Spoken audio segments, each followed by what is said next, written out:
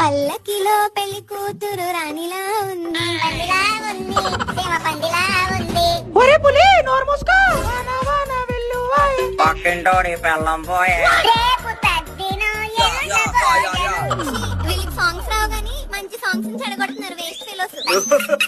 బొమ్మని గీస్తే కుక్కలా ఉంది, దగ్గరకొచ్చి బాబా ఉంది.